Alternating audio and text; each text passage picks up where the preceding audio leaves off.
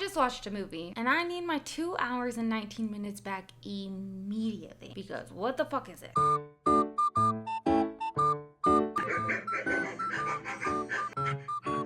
I love weird movies, but this was what the actual fuck type of weird. The movie I watched was called Under the Silver Lake. It's about this guy who's broke, down bad, and obsessed with finding a girl he barely knows. And right away it's weird. Like they don't even give you 2.5 seconds before it's just weird. Are you okay? Why is there birds and why are there boobs? And the main character has a thing with spying on people because he's spying on the girl he becomes obsessed with, again, right out the gate. And then his phone rings when he's creeping on the topless bird lady. No one reacts. Someone knocks on his door while he's creeping on the girl he gets obsessed with. She turns and looks.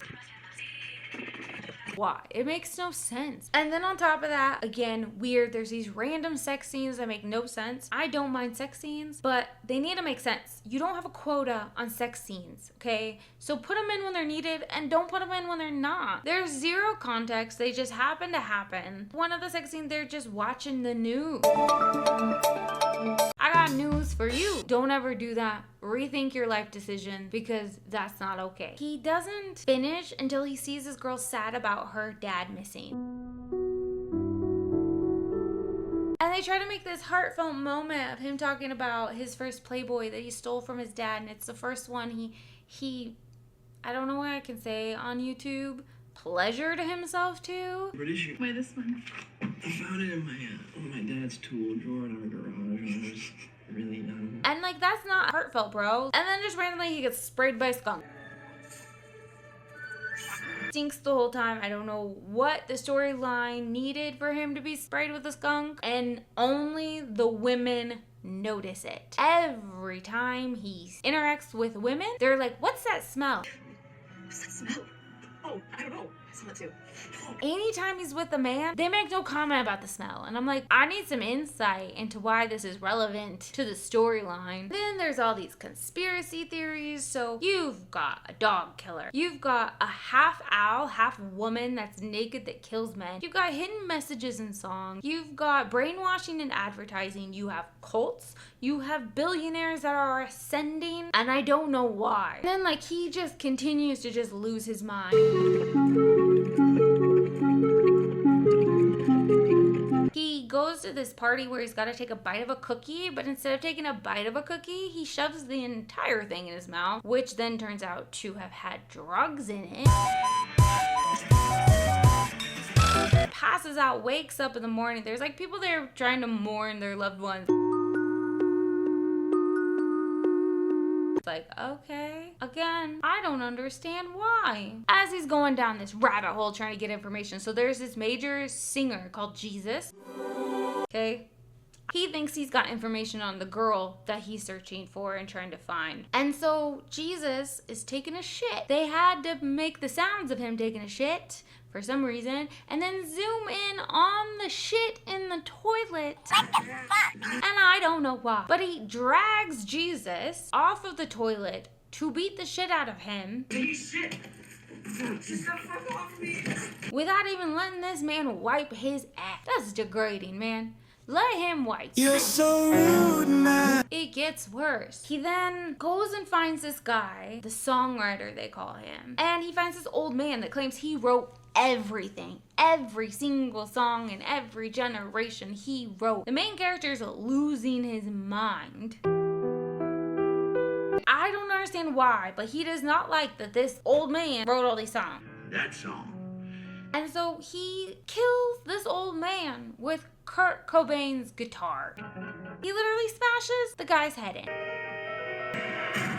And then it's just cut to him home. And I'm like, what happened? He wakes up and he hears a window break. And he goes out, told you before about the half owl, half woman, comes out of a cupboard in his kitchen, naked. Trying to kill him. and then there's a knock on the door. And he goes, and it's his landlord and the police because he's getting evicted. He convinces them to give him one more day. And then suddenly he's just smoking on his balcony. Like, did we forget about the owl lady that just tried to kill you? And then he sees a coyote, and he goes in the middle of the night chasing after this coyote. After he's murdered a man, almost been killed by an owl lady, is getting evicted, and the way he runs in this, like, now I need to go back and look to see if Andrew Garfield runs like this in general, or if it was just the movie. So he follows the coyote to this party where he meets the girl. Remember the news channel that he was watching during his sex scene, and she's just like, let me go walk in the middle of the night with this stranger. He gets in a fight with a homeless man. No. This is a lady. No, you're cheap. Fuck you. Ugly ass piece of shit, worthless trash. They get naked and they go swim in a reservoir. Gives him a bracelet that matches the bracelet of the obsessed girl. And then she gets shot and killed in the reservoir. Broski just runs home naked. So then from this bracelet, he figures out where to go. He goes to like somewhere in the middle of nowhere in California, up by like the Hollywood Hills or something like that. And he finds this shack. Hello. In the middle of nowhere, and he goes in and there's 3 women and this guy on like white robes, like it's a cult. Those were the girls that knew the girl he was obsessed with. I think her name was Sarah. Sarah, can you hear me? Yeah. So they explain what's going on, and basically he's a billionaire. The lady that got killed in the reservoir, her dad that went missing, is also a billionaire. And they're part of this situation where they are going to go down into a bunker underground, get cemented in, have 6 months of supplies, and then they're going to ascend to a better place, right? They basically tell them that's where the girl is. She's down there with the billionaire ascending. So then they like video call her. Hello?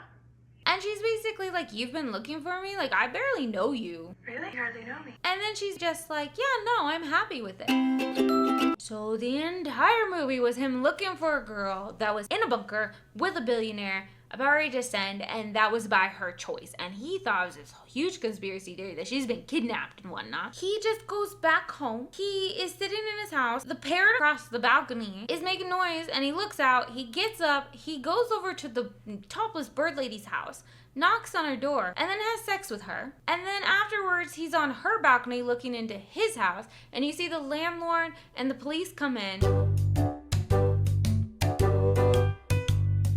And then it ends. Like I said, I want my 2 hours and 19 minutes back. That was such a waste. Like, there was so much for that to be the ending, for nothing to be tied up. Didn't understand the beginning, I didn't understand the middle, and I didn't understand the end. So my rating for Under the Silver Lake is a 2 out of 10. There was some moments I laughed about. I don't know if it was intentional that they made me laugh, or I was laughing at how ridiculous it was. But now, if you watch this movie and you understand it, please let me know in the comments. I would love to understand what the hell I just watched. But if you haven't seen it, don't. If you like this movie review, like and subscribe. Always open to movie suggestions as well. It was not a good movie. It took me so long to get through it, but once I watched it, I wanted to film the reaction video, so I could never think about the movie again.